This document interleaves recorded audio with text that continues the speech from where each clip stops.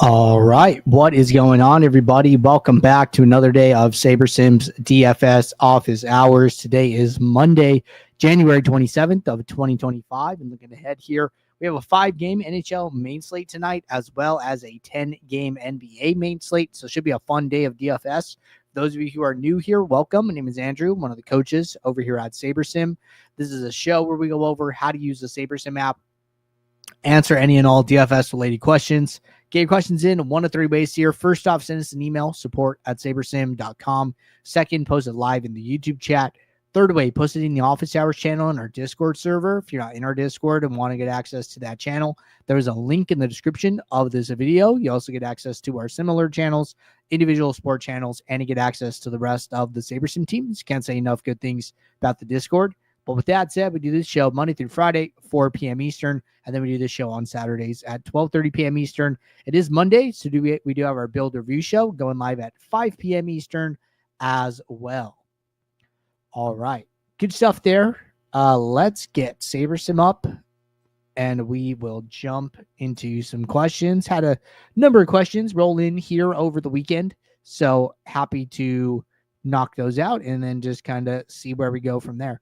So first question, hey, just checking to see if this works. I'm a rookie and having trouble using everything on SaberSim to my advantage. I can only create simple lineups and I don't have Microsoft Word or Excel on my computer. Are they a necessity? Any advice for a rookie on how to use everything? Good question. So you do not need to have, Microsoft 365 applications on your computer in order to use SaberSim. That is not a requirement. And then second thing here is any advice for a rookie on how to use everything. Our tutorial videos, are a little hidden, but they're super, super helpful. Okay, so there's two places that you want to go. Number one, you can go to the top right corner. You can go to help. It'll take you to our support library. And then in our support library, we have these tutorials. Okay, how to use SaberSim, right? This first one is exactly first thing you need, right? How to reserve entries, how to enter your lineups on desktop. You kind of want to go straight down, right? General SaberSim overview, how to reserve entries, on the fantasy site, how to take the entries and put them into SaberSim, and then it'll show you, how to take your entries from SaberSim and put them back to the fantasy site, how to late swap, how to fix basic issues, and then we get into some more non-lineup building stuff like, hey, what's the difference between autofill and direct? What if I'm not using a computer? What if I'm using my phone, right? What if I want to use contest flashback to study? So kind of going straight down this tutorial list, it's set up this way intentionally. So I would definitely check that out. So that's going to be like one really good resource here. Second one is going to be going to Saber School up in the top right corner. Another great resource here. So where I would start is I would go to SaberSim 101. And honestly, the first place I would go is this beginner's guide, a beginner's guide to SaberSim. This would be a nice, slow video walking through all the different parts of it. This is a very, very strong walkthrough. From there, right, I think that you could probably spend some time going to how to beat DFS. And for whatever sport you're playing, right, go and check out go and check out the individual sports, right? Like, hey, I signed up for SaberSim because I want to play golf, right? Okay, I click on golf. It's going to take me to all the golf videos, right? Okay, I want to go to NBA. First thing I do is uncheck golf, by the way. I want to go play some NBA. Okay, great. I go to NBA. I go to this how to build winning showdown lineups. Maybe I'm not playing showdown. Maybe I'm playing classic, right? Go to how to build winning NBA DFS lineups. Like these two great videos for different types, right? You can go down the list and you can do them all, right? So the help documentation and Saber School are definitely going to be two great resources when you're just getting started with SaberSim and you want to check it out and you don't really know where to start. That's what I would do. All right. Next question. Do you guys recommend having auto-apply exposures on or off when building lineups in SaberSim? Good question. Let's just talk about the differences here. So I'm going to build some lineups. Let's build like 500 lineups for today's NBA slate.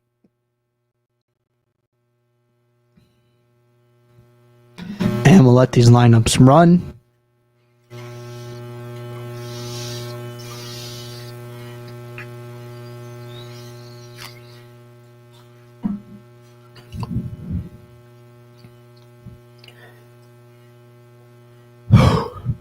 Lineups are building. All right, lineups are done. So the auto apply exposure toggle or button, right? That's to me in the top right corner. You go down here, auto apply exposures. What's the difference, right? Well, so first off, when it is off, okay, let's say I come in here and let's say, for my top exposed player, 80%, I'm going to bump them down to 50, right? When I set the 50, it doesn't change anything, okay? It just puts 50 in the cell. And then what happens is this apply button appears on the screen, right? This change will not be applied until I click this button because auto apply is off right now, okay? And then, I turn auto apply on. Now I have this 60% owned player. I change them to 50, and the builder processes that change right away. Okay, so those are the big differences. That is like the difference between having the toggle on and having it off. Now let's talk about preferences here, right? So if you are somebody who is setting a lot of exposure changes, right? Basically, the more and more you set, that processing can take more time. And because the builder is resolving every exposure, making them all work together. So if you're coming in here, okay, I'm setting 1, and then, I'm coming down setting 2, 3, 4, 5, 6, 7, 8, 9, 10, the processing can get longer and longer and longer. So in such a case, I would recommend having it off because you're going to be able to set all.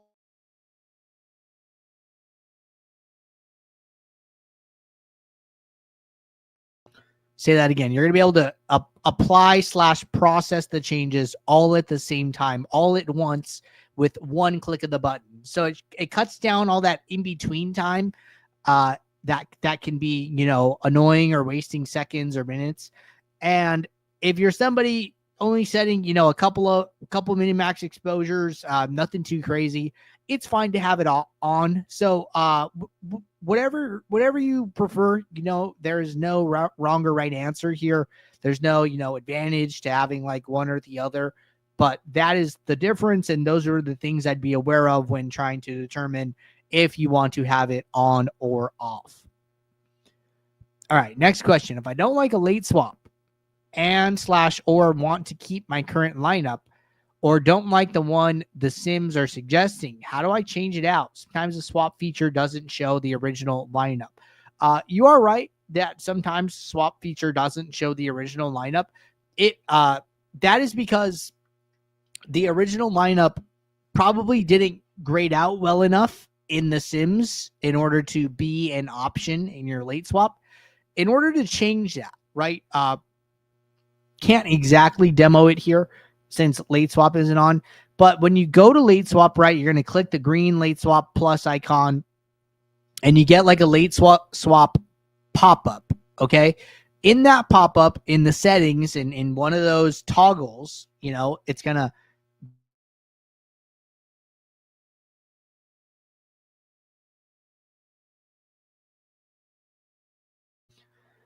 the toggle is going to say always include original lineup in swap. In this case, right, you probably want to turn that on. That will make sure that your original lineup is always an option for you.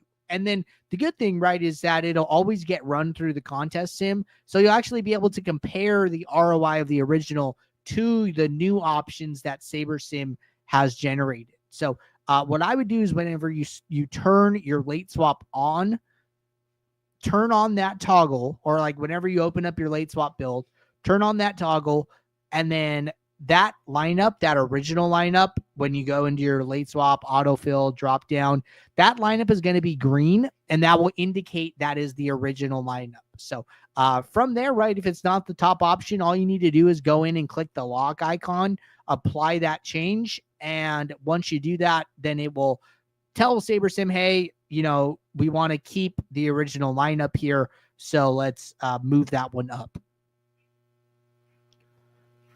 All right, next question. When doing late swap and using defaults, what kind of rank method does the build use? Is there any way to see it? Sorry, I'm usually using the app for late swap for PGA. Okay, a couple different questions. So when using late swap, using defaults, what kind of rank method does the builder use? So in late swap, right, it's going to look like autofill does. And in autofill, you can always see like the master sort up here in the top right corner. So this is whatever the builder is using by default. Okay. When you run your late swap, it's important that if you have the contest sims, right? So you run your late swap, you run your contest sim, always apply the change or always save the lineups once. Okay. Once you do that, that's going to basically clicking apply or save in late swap tells the builder to go through and rank the lineups and apply them to all the contests. And then you can get a good sense of the exposures, the, your ROI aggregate metrics, all those type of things, right? So whenever you late swap, apply/save first, analyze, and then you can make updates and then resave as needed. Second question for PGA, is weather still not taken into account when looking at golfers' projections to take advantage of waves? Thanks. Okay, so just to clarify here, we do take into account weather. We don't take into account weather splits. So basically in the sim, we know the weather for the day. Okay, so we have like a general forecast for Thursday. We have a forecast for Friday. We have a forecast for Saturday. That part of the sim is not so specific that it takes into account like hourly weather differences. So it's not like, hey, the weather from 6 to 12 is, windy, and then the wind dies down from 12 to 6 p.m. right? So it's not that granular. It's more a forecast for the day. So weather, hour by hour weather is not part of the sim, just to be clear. So that does leave an opportunity to go into the projections and make some adjustments, whether you want to do projection adjustments, whether you want to do rules favoring one wave or another or anything like that. Feel free to do so. But what you're referring to specifically is not part of the sim, and that'd be a good opportunity to add some value. All right, good stuff there. Next question from Spiz: what's the difference between setting exposures and saving lineups versus setting exposures and rerunning the build? Like, why would the latter return a lower average ROI? Okay, so the biggest difference is going to be your pool exposures. Okay, so like let's say here that I have in this build, right, and I've reset these, I have 80% exposure to Gafford, right, and then I have like 26% pool. Or you know what, let's think of a better way to do this. So let's scroll down a little bit. Let's find somebody maybe not that highly exposed, but maybe I want to get to more of them, right? Okay, good example would be like Jalen Duren. He's in 15% of my lineups. He's in about 10% of the pool, right? If I wanted to get to more of him, I can go in here and then I can say, hey, Jalen Duren, maybe I want to play him in 50% of my lineups. Okay, I come in, I click apply. So the builder is able to get to 50% of him, since that is 10 lineups and I have 49 in my pool. However, right, the number of lineups in our entire pool with him is somewhat limited, right?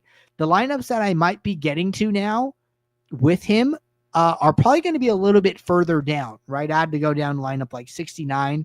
You can see like 69 has Duran, 58 has him, 48 has him. All these like a little bit lower ranked lineups have him in them, right? Now imagine I come in here and I set a minimum exposure of 50%, and then I click rebuild lineups. What that's going to do, right, is it's going to apply my minimum exposure on a pool level. So first it gets applied to the 500 lineups that I'm building. So 250 lineups, which are going to be 5 times the amount here, are going to have this player. And it's going to start to have a bigger effect on all of your lineups as a whole, right? So two things with this, right? Number one is this is why it is when you're making adjustments and you run into like, hey, can't meet exposure message, whatever, we say rebuild lineups, right? Because we're going to take your adjustments into account when creating the pool, not only looking at a subset of it, which means that it is far more likely that we're able to meet all of your requests upon a rebuild, right? Second part here is that you mentioned, says, why would the latter return a lower average ROI? It's because when you rebuild, you're basically moving away from what SaberSim thinks is a good idea. So here in this example, right, like, well, SaberSim kind of only wants Duren to be in 10% of the lineups, and it only wants him to be in 15% of, our top 20 here. But we're forcing higher numbers to both. And if we're getting to 50% or 40% more Duren, then that means we're getting to, 40% else, 40% less of some other combination of centers, of players, of value. And that could lead to the overall ROI of our pool, of our subset of lineups going down. So basically, like, the more inputs you put, the further you move away from like the SaberSim, defaults, typically your ROI is going to go down, but that's okay, right? Don't be so concerned about that. If you're making changes and you are adding value and, you're basically saying like, hey, yeah, I know SaberSim only wants to play so much of this person, but I really think that they're going to have a better day based on my research or my instincts or, the way I build my lineups, right? It's okay to trade some ROI to get to the exposures you want, to get your lineups to look the way you want. That's all part of making the lineups your own. And I think it's okay to have a little bit of trade-off there. All right. Good stuff there. Jumping over to the office hours channel. Got one more question here. So let's get this queued up.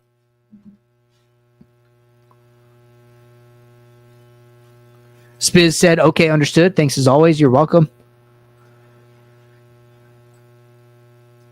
All right. Question from Drummer Boy.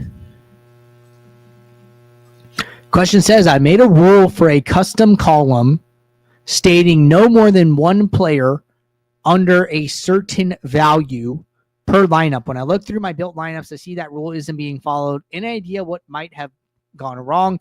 Set as an auto rule. Should it be changed to manual? I'm not 100% sure. I did learn about something today. Okay.